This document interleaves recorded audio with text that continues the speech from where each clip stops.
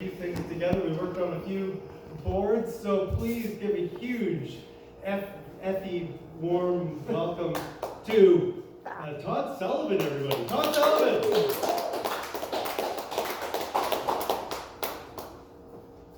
Give her shit, buddy.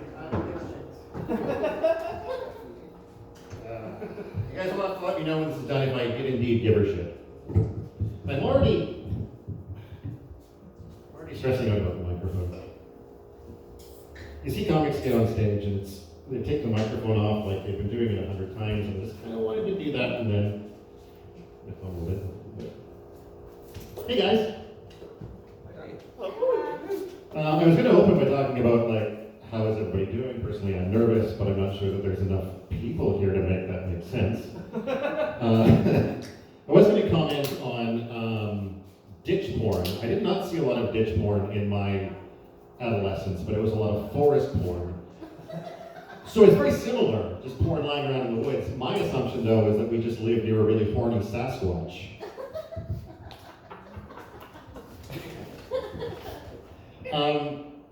So before I start, I just want to, and I actually started, I guess, so it's not technically before I start, but to share a really quick anecdote about what happened to me yesterday. This is a true story. Around 8:30, I experienced, it was probably a combination of heartburn and a massive anxiety attack, but the combination of those symptoms sent me to the emergency room, kind of convinced that I was having a heart attack, where I was stuck for 5 hours waiting for tests until 3 in the morning. Turns out everything's okay, my heart's lovely, blah, blah, blah, blah, blah. Thank you. Health. But while I was there, I had time to reflect on the fact that life is short, and we should all spend more time doing really silly things like trying out stand-up comedy. So let's just have a round of applause for doing more silly things in your life. Thank you. Speaking of doing silly things, I am a father.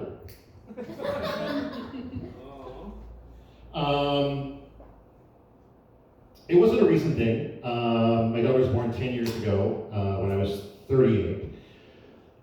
And I didn't realize initially that 38 was kind of, it is a little bit later in life to have kids, but it didn't seem all that late to me.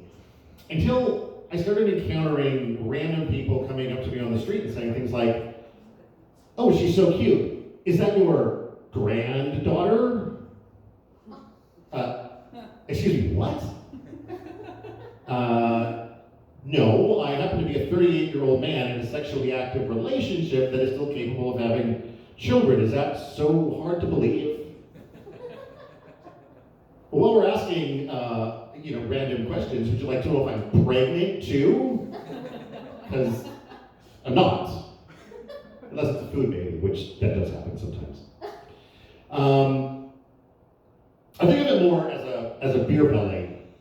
But I don't like to call it that because I think that's disrespectful of all the other alcohol I've poured into it, especially over the last couple of years.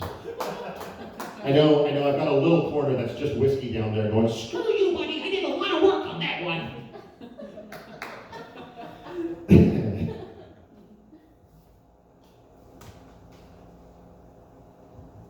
Things change when you're a parent, though, don't they? You are constantly encountering things that you just don't really know how to react to, even when you're kind of prepared for them.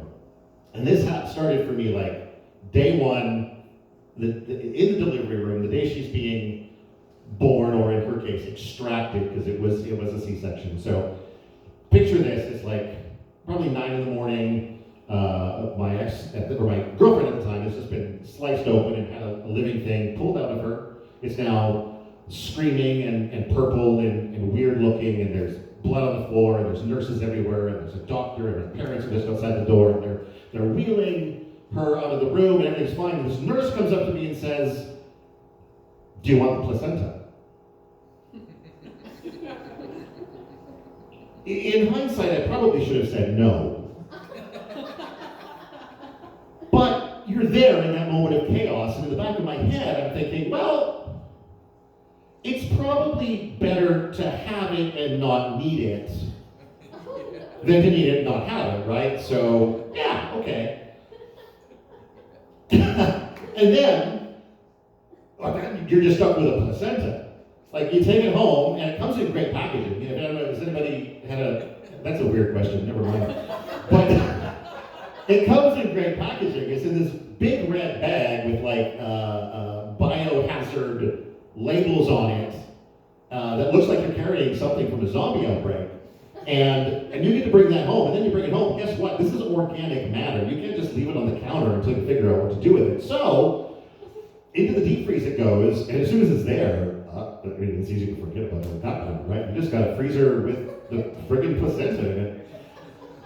And it just, you know, it doesn't come up in conversation often, but when it does, boy, that's fun. It's like, oh, you haven't seen a placenta.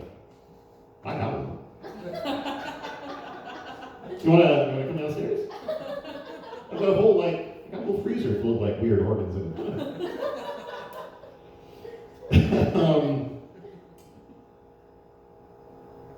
I think that's all I got actually. So I don't know if that's been 5 minutes or not, but thank you. And I'll call it there. Thank you very much.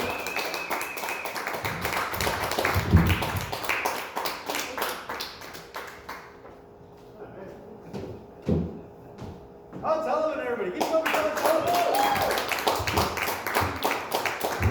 I don't believe that was his first time. That was too good to be his first time. I hope we see more, right? Yep. Yeah. Yeah.